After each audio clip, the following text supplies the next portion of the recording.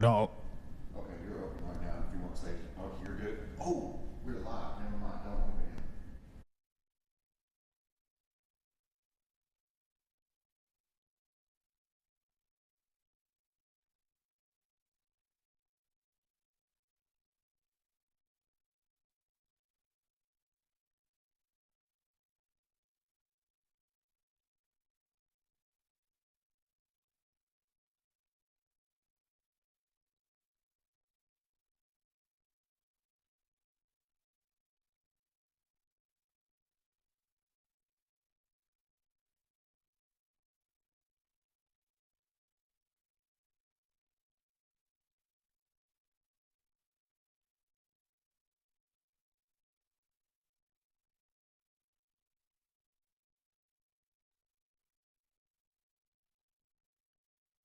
This is Football Friday Night, The Score. Supported by Johnny's Pizza House, CarStar Laney's Collision Center, Bayou Kubota, Guerrero and Guerrero the Injury Attorney, and Washita Valley Federal Credit Union.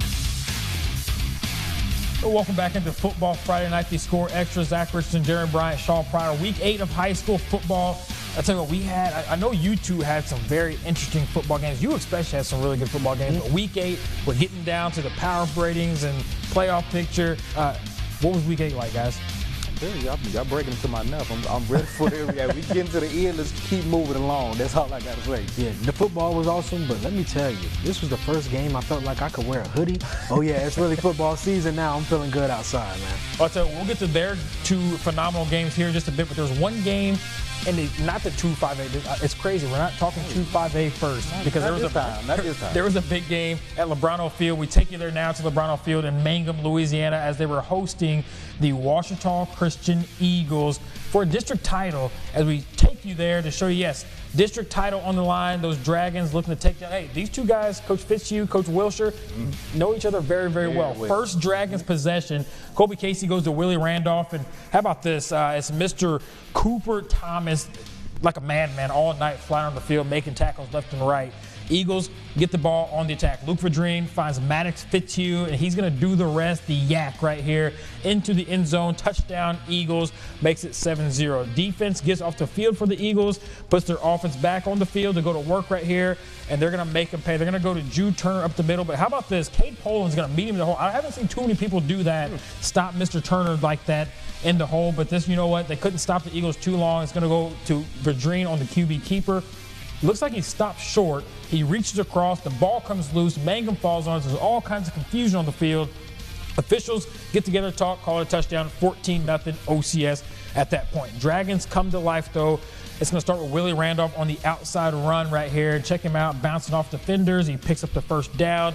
Beautiful stuff from him. Then they're going to go with a little trickery and go to their guy, KJ Bell, on the reverse right here. And check him out. Big time pickup right here from him. He's finally brought down inside the red zone. It's set up Colby Casey. He's going to drop back and look to air it out, but you know what? Hey, he's got legs, and they work extremely well. He gets to the end zone for the touchdown. 14-7 ball game at that point. The Eagles, though, yeah, they're going to answer right back and answer back quickly. Verdreen this time is going to find Jude Turner down the field. He picks up the first down. Yeah, beautiful stuff from him. You know what? He got you down in the red zone. Why not let him catch the ball in the end zone? And that's what the Eagles do. Verdreen is going to find Mr. Turner right here. Just a simple little out route, or a simple crosser route, I should say, wide open. OCS extends their lead out to 21-7. Eagles back on offense once again. You know you had to get Patrick Turpin involved in the game. Little funnel screen. And check out Mr. Turpin go to work in this one, man. Yeah. He just outruns everybody on that defense, and he gets into the end zone. Looking like 28-7 ball game at that point. Mangum trying to keep pace. Had a couple of fourth down pickups. Check this one out. Colby Casey gets some pressure, rolls out. He's going to throw it down the field. How about Ty Wilshire with the grab right here to pick up a crucial first down? But I tell you what, the Eagles defense too much as they get the sack on the to end off this drive. OCS gets the win and claims that district title with a win over the Mangum Dragons, 35-14, your final on that one. Let's head over to the Res, where the West Washita Chiefs were hosting the Walsman Wildcats. Yeah, Wildcats looking at here, trying to come back like they did last week with the big win over the Grant Cougars, looking to replicate that against a good West Washita Chiefs team. Early on in this ball game, the Wildcats go to the ground and check this big run out for a first down right there. And then it's going to be Jaterrence Long as he's going to keep it for himself. He rolls to the right and just doing his thing. On a third down, may I say, he picks up the first down to keep the drive alive. And then that Chiefs defense, though, they're going to settle in. Just check him out rallying to the ball. I think that might be 6-7 dudes right there, making sure he's not breaking away anytime soon. Then it's the Chiefs on the attack as Dustin Ball with a beautiful run up the gut right there. That sets up Brody Otwell for the touchdown, and you got to love this West Washita dive offense. They do it, and they do it well. They're going to continue to do it, and they're going to continue to get results like that. Touchdown Chiefs at that point, they have the early advantage. Then the Wildcats trying to come back in this one. It's Dexter Major getting to the outside, picking up a first down at that point. That sets up Lamarian Cage right here. Check him out. Pops wide open. He catches one in the end zone. Wildcats get on the board. Back and forth battle. Walsman had a chance late in this ball game, but the Chiefs would hang on to get the win over Walsman. 24-13, your final on that one. All right, now that big 5A game in Ruston. Yeah, let's go to the Ruston Bearcats back at home, inviting the Ash Trojans to the hot. Bearcats opening drive looked like one of my dogs got loose again. Handoff to the fourth on the fourth play of the game, wearing number 5, Dalen Powell. He turns it into 6. Bearcats leading this one early, 7-0. Ash, they settle for 3 on their drive, and Sam Hartwell is going to find that man down the street. The other dog, Josiah Morgan, downfield, bobbles it, secures it, and then walks in for the touchdown. 14-3, Ruston on top. After the kickoff, Ash with a little dump off right here to the right side, and then the boom, knocks it out. Bearcats recover. Wow. They are hunting, feasting right now. They're hyped up, and he's ready to go. Bearcats take over from there. 3rd and goal now. Bearcats feeding the big dog Dalen Powell again into his belly, and he rushes in for the tutty. 21-3, Ruston rumbling in there. Not so fast, though. Here come the Trojans. Carson Seller finds Jakyron Griffin.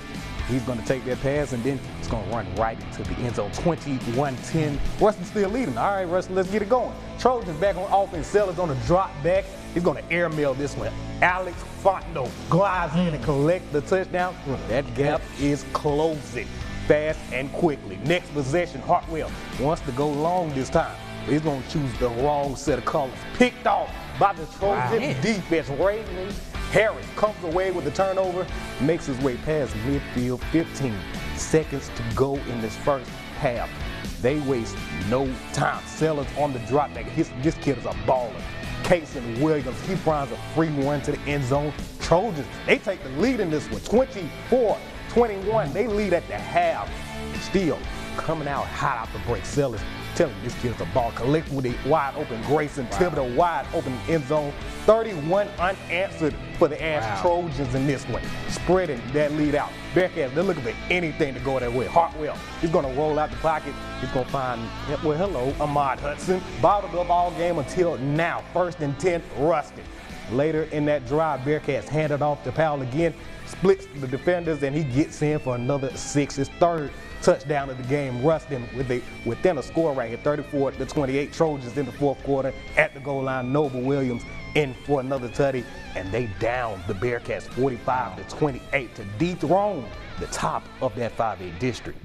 All right, well, let's stay in the district. We're going to take a trip out to the Lions Den. Washita looking to defend their home turf against Neville, and Minji Lewis welcoming his old stomping grounds into the Lion Den. Look, there's no time for popcorn in this movie. We don't need previews because on the opening kickoff, it's Jamari Roberson bobbling it, and then he tells the Lions to put on their track spikes if they're going to catch him in this one. Taking the opening kickoff all the way into the end zone, making the kicker miss. Yeah, they're not meant to tackle. But Washita, no stranger to big plays themselves. Jeremy, I know this is your guy, Dade County, but hey, he must have bought some property down in South Beach, and he's taking it all the way to that residence on that long touchdown, uneasy and untouched touchdown. But Neville says, enough games, let's get surgical. Zaylen may be young, but he's ready for that first touchdown of the day. And Neville is going to get the ball back again after a muffed punt, and they're going to dump it right off to Jarvis Blackston, and the big boy goes rumbling down. And yeah, that contact means nothing to me. Get off, that's the big boy setting them up in the red zone, and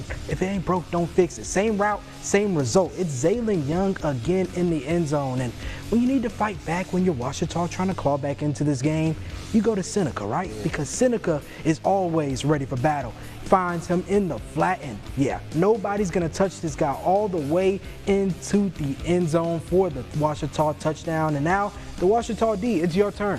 It's time to step up, and they're gonna get a big play right here from Brandon Bruce. A big stopping. That is not an easy man to bring down, I'll tell you that. And Ouachita looking to capitalize, and yeah, they do. Going through the air this time, they're gonna find Kayvon Whitlock, and yeah, blockers follow him. It doesn't matter. I'm reaching across the goal line into the end zone. It's a touchdown. Ouachita tried to get a field goal on their next possession. It got blocked, and this one's running all the way into the touchdown. Now Neville getting the lead back in the second half. That momentum is shifting back, and down but not out. They're gonna find that guy, Wydell Clark. He's gonna keep this in the game. Ouachita taking a 3-point lead at this point, but Neville says, hey, we're calm, cool, and under pressure. And when we have a quarterback like Parker Robinson, we're just going to find our man in the corner of the end zone. That's a dime, a touchdown. And yeah, Neville's taking control. They'd go up 7 after a field goal, and now it's time for them to tie. It's Seneca battle once again into the end zone, and Ouachita is able to get close. They're down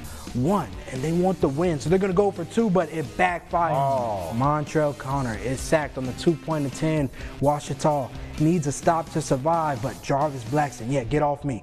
Bouncing off tackles, and yeah, I'm just going to carry some defenders all the way to the first down line. Ouachita would end up falling this one after the failed 2-point conversion, and the final score would be 38-37 Neville. All right, well, let's go to Darborn Woods versus Union. We're going to Union Parish. The Farmers are hosting Darborn Woods. It's the battle of the barn. The Farmers are going to start to get the ball, and after a turnover on downs, and keep handing it off to Javion Henderson. Let me tell you, I saw this guy a couple weeks ago. This man can really run the ball, so why not keep giving it to him? Chipping away, handing off the ball to Javion Henderson, and eventually when you chip away with the run game like that, you're gonna break one. And yeah, it's about that time for Javion Henderson. On this carry, he's gonna break one all the way and break it loose, and yeah, that's gonna be a touchdown for Union Parish, and eventually they would be able to dominate this one, and they would end up taking that win 32-20 over Darborn Woods. They would win that battle of the barn. Let's do some scores from across the Ark-La-Miss in high school football. We can tell you at 258 district, West Monroe remains unbeaten in the district as they go on the road to Pineville with a big 49-17 win. How about this? Franklin Parish, 76 points against the Grant Cougars. That's a lot of points. Hey, Wiseman did it too. Franklin Parish. Go against Grant. Franklin Parish stays red hot, gets a win there. Also a big game we were looking at for Gina and Bunkie. The Gina Giants get a big win as we see that next graphic pop up here. The Gina Giants get a big win over Bunkie, 68-45.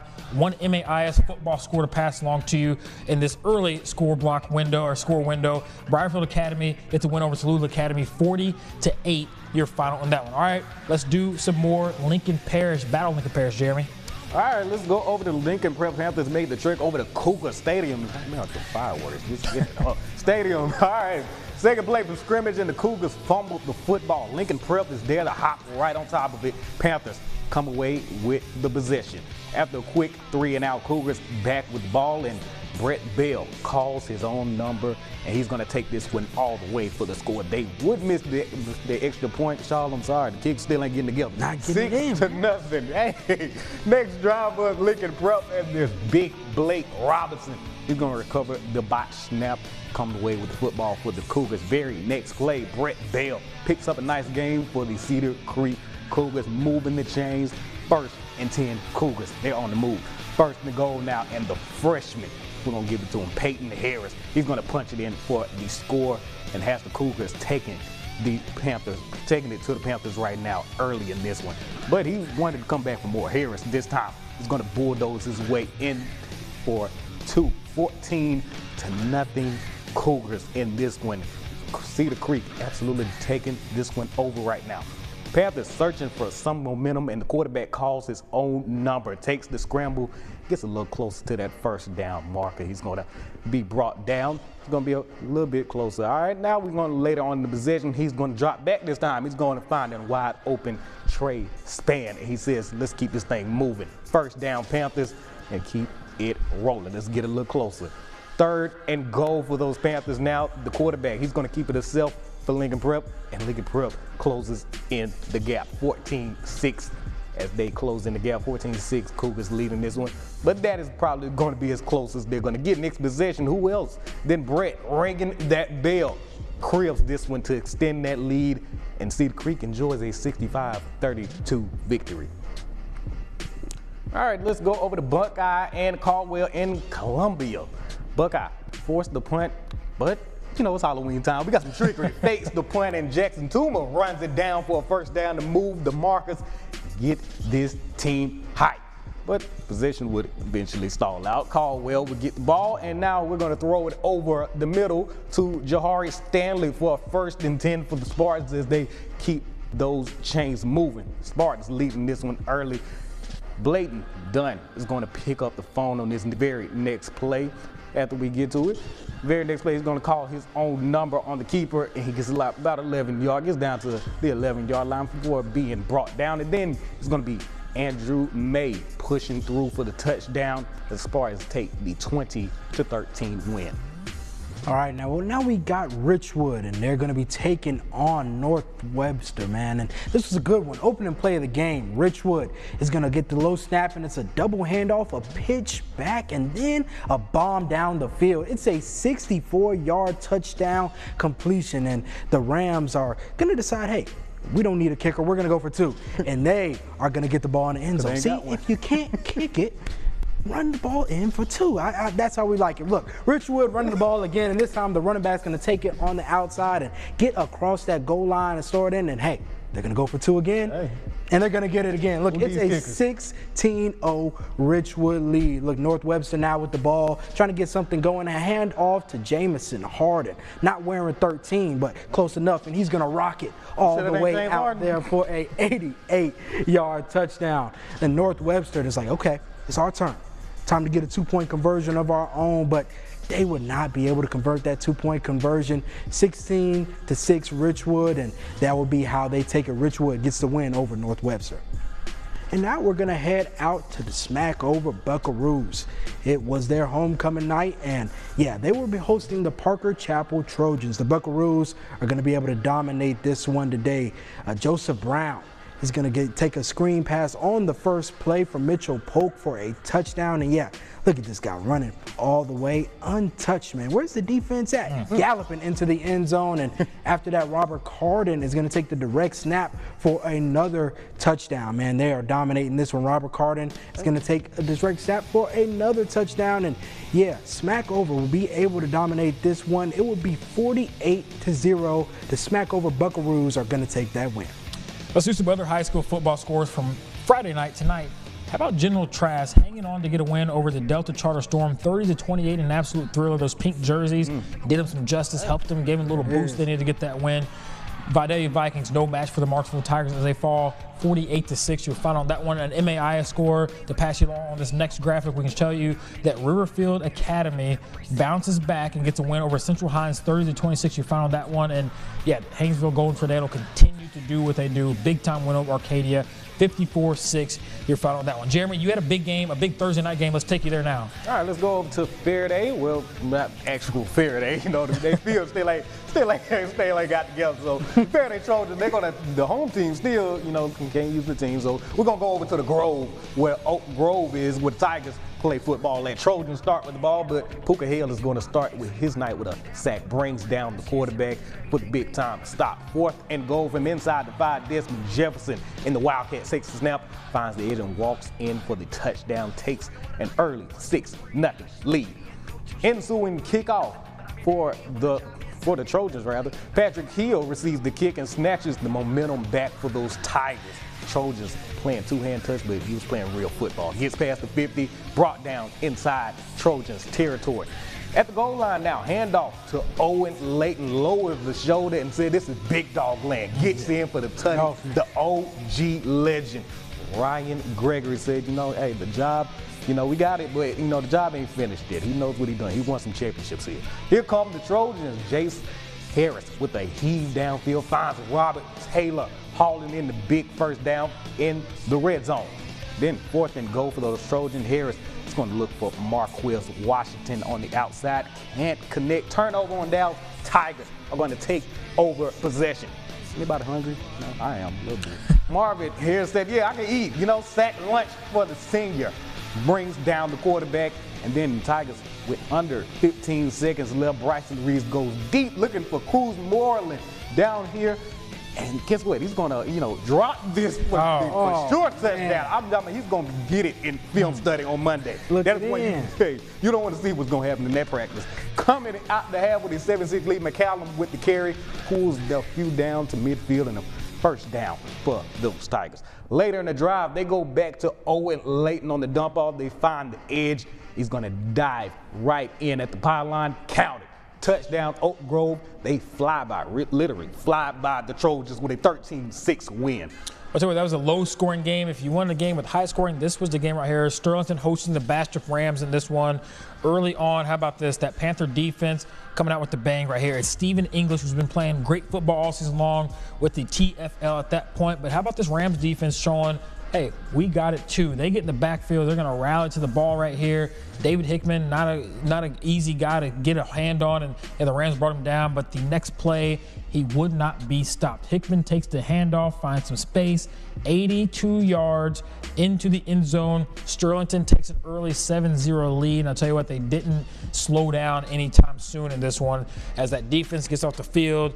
And yeah, J. Rob Breen and company go right back to work. This time they're going to hand it off to T.J. Birch on the dive. Yeah, Sterlington, one of those teams, they're going to do the simple things, and when you do it right, some people do it better than others. 55-yard touchdown makes it 13-0 after a failed extra point. Next drive, after a big catch by Devin Downs, which we'll get to him in just a bit, Breen goes play action, finds Tucker Sturdivant right here, the big fellow, the big freshman. With the big touchdown catch right there, 20-0. Hey, don't hurt nobody. Don't hurt nobody now. We love some big men touchdowns. Fun stuff right there from him. Breen back on offense. This time goes to the air. Remember Devin Downs? Well, yeah, this is one touchdown right here. 25-yard strike to make it 26-0 right here. I tell you, when I was in the car, I think Baxter remember him too. When I was in the car, I was singing a little bit of a song, and I'll tell you why here in just a second. Breen this time on the next possession, play action. Yeah, Downs once again drags the defender in, kind of right there for the touchdown. Extends the lead out right there, taking it out of making it out of hand at this point. And then later on, how about this again? Breen,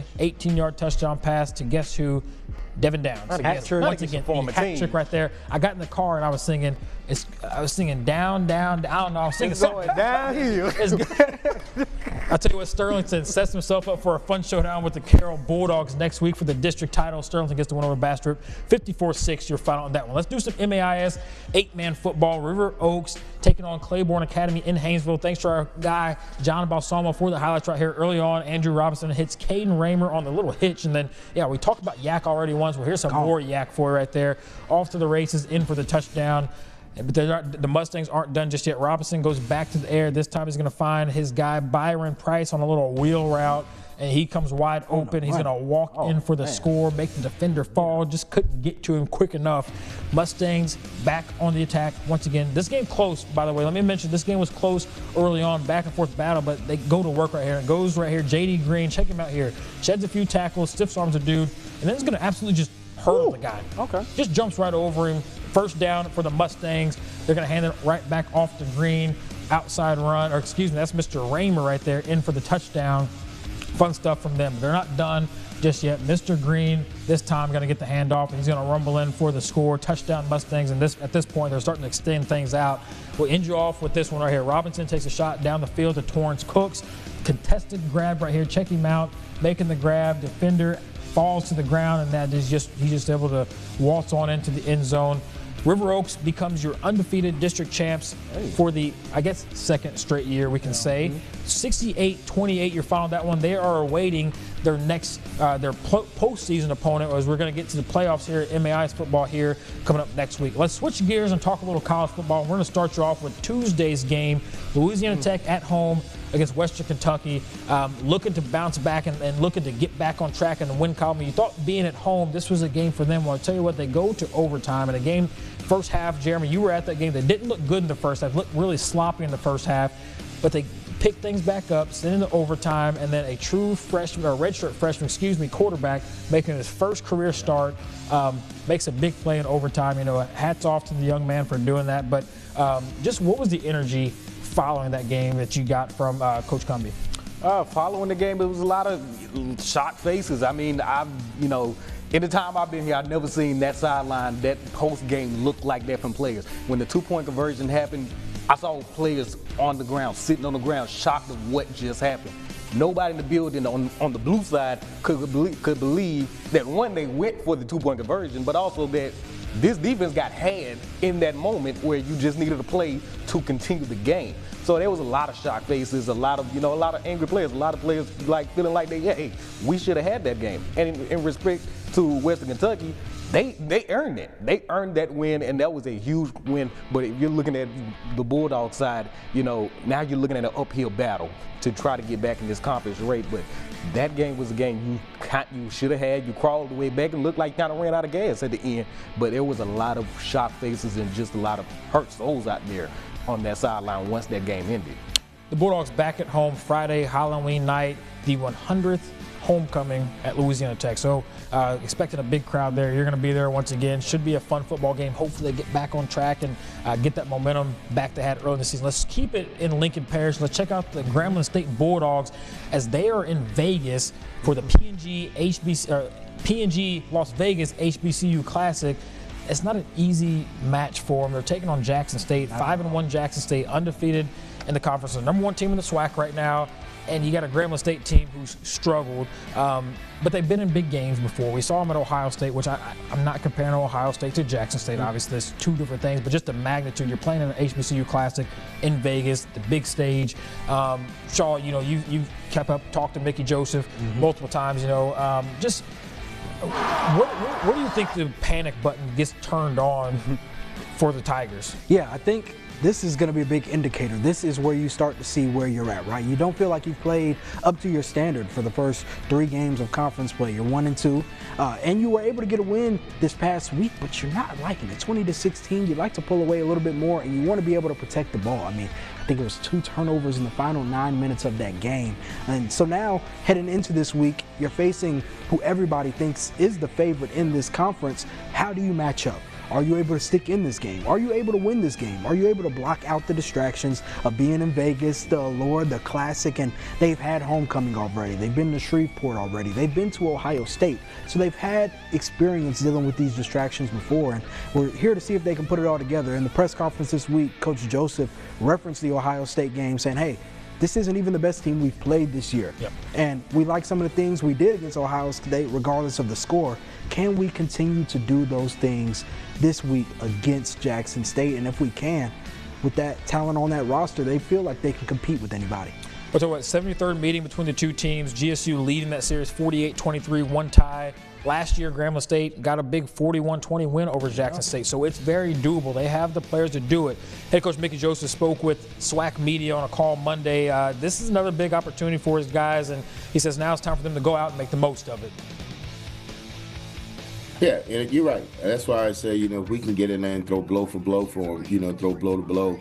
But like I said, it's a very good football team. But you do use the kids understand. The kids understand who we playing. They read all this stuff. You try to tell them don't read everything, but they read everything. So they understand what's the magnitude of this game and who they're playing. And you get the opportunity. How many times you get the opportunity, in life or in football or any sport to play 2 number 1 teams.